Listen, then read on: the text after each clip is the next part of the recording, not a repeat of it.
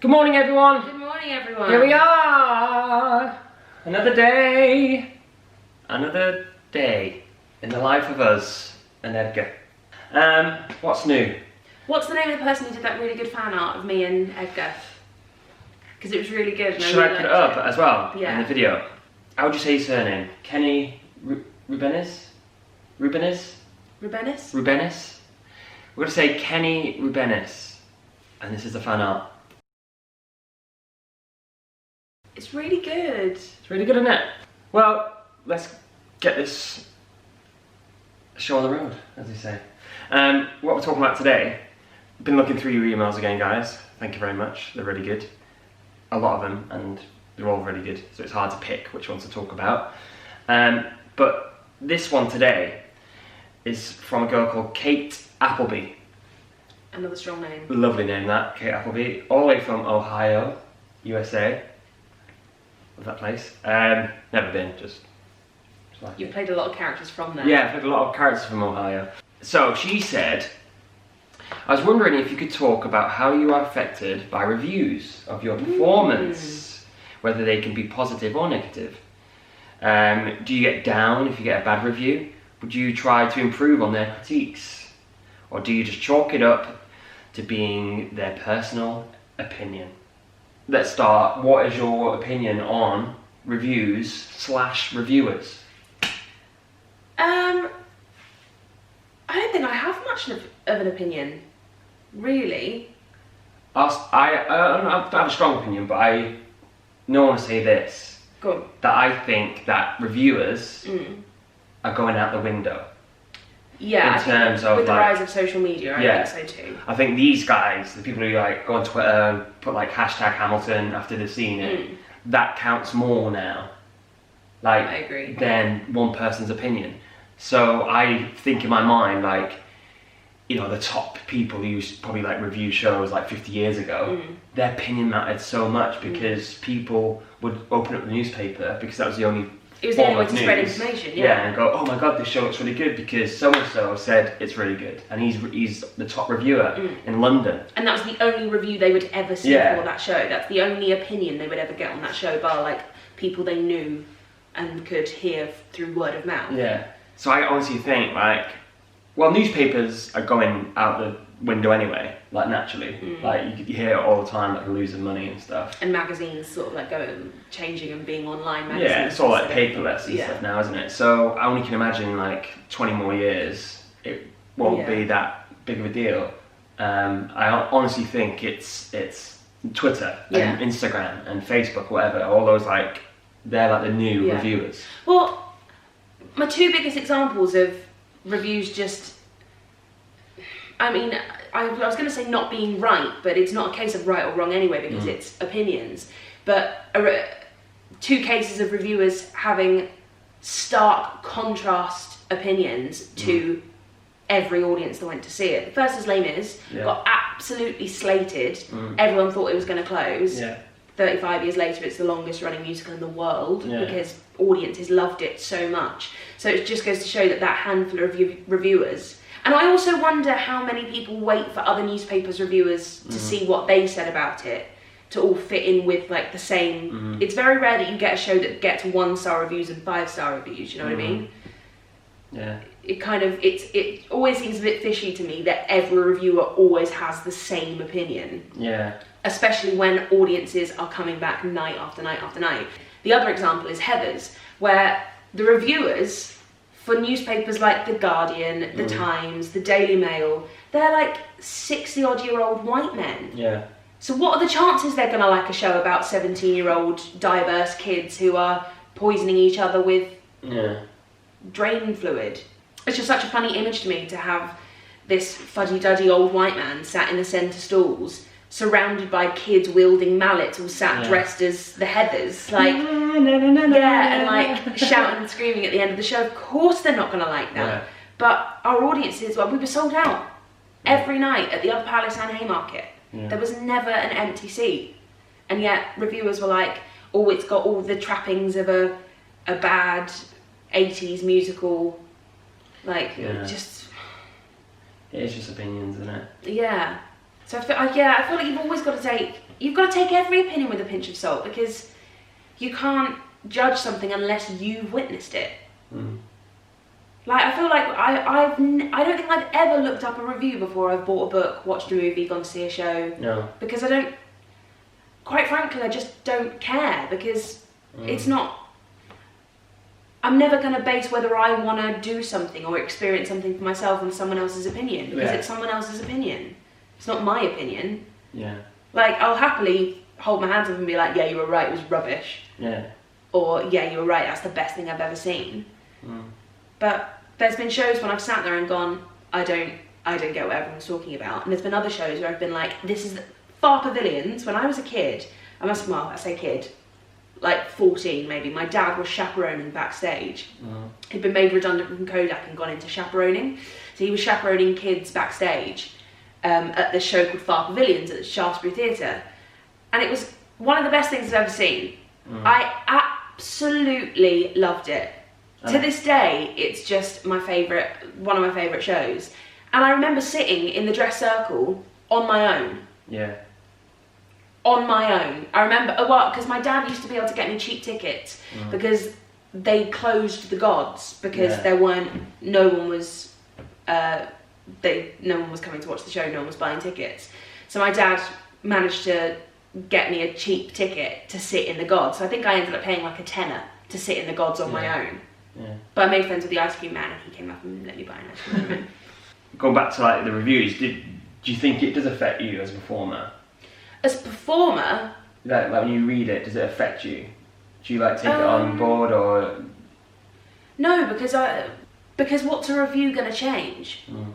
I've already got the job. Yeah. It's not like Cameron McIntosh or Andrew Lloyd Webber are going to read the papers and said, oh, well, you know, the Daily Mail says that you weren't very good in the show, so sorry, we're going to get someone else. Like, I'm already contracted for a year. Like, it's not going to change anything.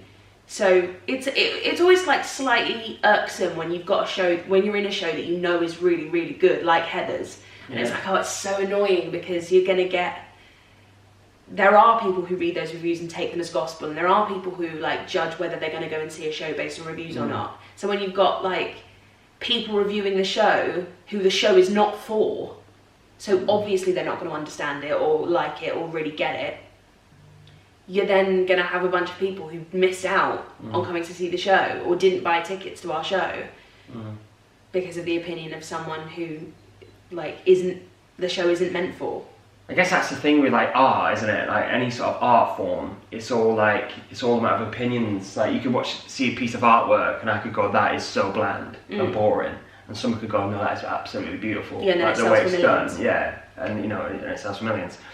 So like you can't really take one person's opinion, I guess, over your own. It's not like when you're buying a chair, for example, or like a stool on Amazon, and you look at the reviews and it says it's a chair. And it's sturdy. You're like, well, yeah, because you can't be like... It didn't break when I sat on it. You can't be subjective about a chair. It is what it is. Yeah. So I guess that's the thing with art. Any art form, it's like...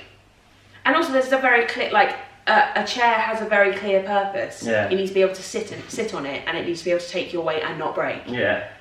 So if it breaks when you get it, it's a bad chair. Yeah. Whereas if you go and watch a show and you sat there and didn't like it, that doesn't necessarily mean it's a bad show, because the next person could have sat next to you and had a completely different experience. The show that comes to mind when I'm thinking about reviews is High Fidelity for me. Yeah. High Fidelity got the full board. We got 5 stars to 1, I think. We got a 1-star review. I can't remember off who. And thinking about, did I take anything on board with it? Because obviously I was mentioned a lot. Some really nice things, some like not so nice things, which is fine. There's like one thing that I sort of took away from it. This was a review quite early on in the run, and I think it said something about my accent, because it was like transatlantic, like in between. And in my head I was thinking, you might be right there, because we changed it to London, to base High Fidelity in London, and I learned all the songs and was reading the script in American accent, and then like a week before rehearsals, they were like, oh, we're doing it in English, by the way. And we only had 3 weeks rehearsal. And I had like stupid amount of material to learn. So there might have been some Americanisms in there hanging over from when I learned it. I tried to like get ahead of the game. So that's probably the only thing I was like, oh, actually I should probably watch out on that, because I might actually be forgetting about that. Yeah. But in terms of like anything else, I was pretty confident. You know, like you say, like you've got the job, you're doing it like every night. You've been directed. You're acting across your mates or whatever, your colleagues. Like, I'm not going to go in and go, right guys, I'm changing Rob, my character. He's now going to be like, Spanish or whatever. Yeah. I'm changing him, just feeling different. Like, yeah. Because a reviewer said whatever. Like, you just sort of need to just double down really and go. I think a lot of people online forget that as well, because I've often had like comments from people being like, oh, I really didn't like the way you played that. This character's meant to be like this. And then when I've like not replied or ignored it or just whatever, when I've not replied, they've come back with, oh, like you don't take criticism on board. Or if I've said to them being like, thanks, I'll speak to my director. Yeah. They were like, oh, you can't take criticism. I'm like, well, no, I'm not going to take criticism from I Love Kebabs 87 on Twitter. Like, I can't go in and be like, oh, I'm really sorry. Yeah. Makeup 52 on Twitter has told me that I need to be playing the character more like this to my director. Yeah. Like, it doesn't, like, that's not how the industry works. And like, fair enough, you've got your opinion, but when you're playing the part, you play it how you want. But right now I'm playing an amalgamation of what I think is right and what my director is telling me to do. It would be really unprofessional of me to then undermine my director from someone who could be a 13-year-old off the internet. Yeah. Who's got zero experience in directing a show. Yeah.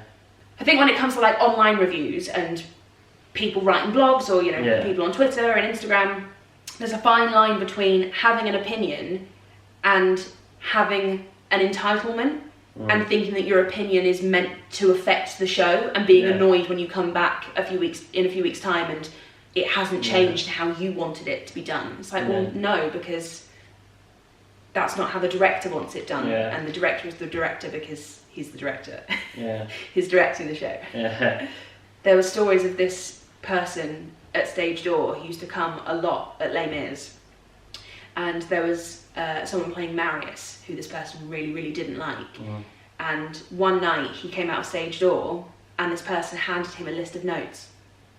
Nice, that is so funny. Handed him a list of notes. He was like, thanks.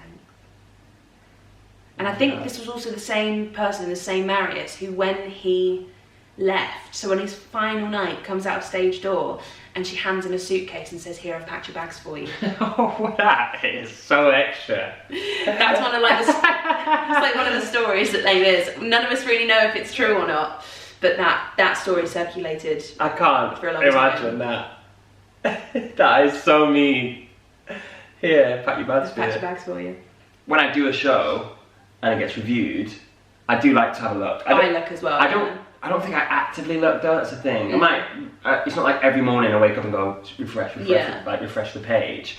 It's more like, let's see if Broadway World or let's see if The Stage or let's see if The Guardian's posted yet. Well, I often find that you get tagged in them. Yeah. Like, well, I mean, it depends how bad it is. Well, yeah. Saying that though, I'm sure I've been tagged in a review and I was like, oh, clicked on it. Yeah, people like are 1 pretty star. liberal nowadays. Like, yeah, people are pretty liberal with their tagging nowadays. Yeah. But I've also kind of just got this rule when it comes to reviews online and reviews in newspapers and wherever. When it comes to like positive reviews and negative reviews, I kind of feel like I have to just shut the door on all of them and not let any of them get to me. If you open the door to just the one positive review or just the negative review, you're opening the door, which means anything can get in. Yeah. And so even if you're looking at, a mainly positive timeline and lots of positive reviews, you're then also letting in all of the other like negativity that could be buried underneath it all. So I feel like I'm better off just closing the door on it and just taking it at face value and, not letting it get to me and just getting on with my job. Because like we said before, we've been cast. We're going to be doing the job. So what's the point in reading all of this negativity or positivity? Because the positivity doesn't really change anything either. It's lovely, of course, but the positivity doesn't really change anything either. So either way, we're still going to be doing the job. So what's the point in you know, reading a bad review or reading, you know, negativity online, or not about reading it, but like letting it get to you. Yeah. Because then you're going to be doing your job sad, as opposed to just doing your job to the best of your ability. What I always find really hard, not really hard, but what I always find that always coincides, always goes along with each other, and you probably would have found it in Heather's, because I definitely found it in High Fidelity. If they don't like the show, they don't like the actors. Yeah. Which is the weirdest thing for me, because people can see High Fidelity, and it was a one-light show. I loved it. But like, it was sort of directed. It was very misogynistic, and that's just the story, though. Yeah. So also, it's just. But the thing is, it's art. So then you can argue, well, it's telling a story. Do you know what I mean? Like, yeah. It's not that the show is inherently misogynistic. It's about you're telling a story about a guy who is misogynistic. But because some reviewers just didn't like the show, just didn't like the concept, then also they didn't like the actors. And it's like, why can't you be like, I didn't get along with this piece. However, the cast was amazing. The cast was strong. I could see that, you know, they were a talented bunch, whatever they would want to say. And I'm sure it was the same with Heather's, where they were like, the show sucks, and you know, the leads were alright, and it's just like, why do you have to do you find that? I always find it with bad reviews, it's like a sweeping, it's like we can't give any credit, or we'll pull out one person. But if they give like a 2-star review, it's like, it's so mean. So you're literally saying the piece was worthless? There was nothing in the show that you liked at all? No? Yeah. Really? But then surely, if it's like a West End show, and everyone knows how hard it is to get into the West End, or you get the opportunity to audition for that show. So the talent on stage is always going to be high. Yeah. And I think that even if you don't enjoy the show, it's just like recognising that what's gone into it at least, or the talent at least. It just seems when you get a bad review, everything's bad. It's like nothing can save it. Not even the cast are crap. You can't sing, whatever, and the singing about I don't know, big gulp. It's not for me. Do you know what I mean? Yeah. Just like, what? Can't you recognise the talent on there, even if you don't get Heather's, for example? One of my funniest things about Heather's was there was a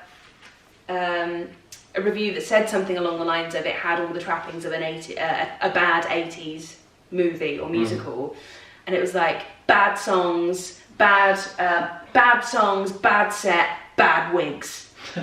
Not one of us in that show wore a wig. Yeah. Not a single one of us had a wig. It was all our own hair, and I was like, oh god, who's got terrible hair? Who is it? He looks like they're wearing a wig.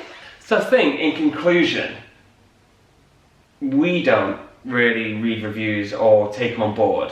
I guess we read them and we see them because we get tagged in them, or you know, our producers will show us. It just seems weird to me to go, what show am I going to go see? Let's look at the reviews written by one singular person. Surely to get a good consensus about whether the show is good or not, you'd have to ask around and ask quite a few. You're better off just going on the Twitter hashtag. Because if you then get 4,000 tweets that say the show is a bit crap, that's more likely true than one person in a newspaper. Like I said, I think that's going out of the window now. But so I don't think we really take them on board. I don't really. I think as performers you can't, because you've still got to do the job regardless of whether those reviews are bad or not. But I bet some people do. Yeah, oh god, no, I'm sure they do. Because some people don't even like you go into the theatre and it's been reviewed, say the show's just been reviewed, there's certain people who just don't want to see the reviews. Don't tell me. Yeah, don't tell me, don't even talk about it. They don't want to know. But us, I guess we sort of want to know, out of curiosity, but then after that it's like, oh, we got 4 stars, great, we got 5 stars, alright, It's nice to know how your show's being perceived. Yeah. But at the same time you can't then let that affect you and your performance. Yeah. Because either way you've still got to do the show. Well, thanks so much for that question. There we go. It was very good. What do you think, Edgar? He's all full of cat milk. Right, bye everyone. Be safe out there. Don't eat cheese off the floor unless it's cheddar.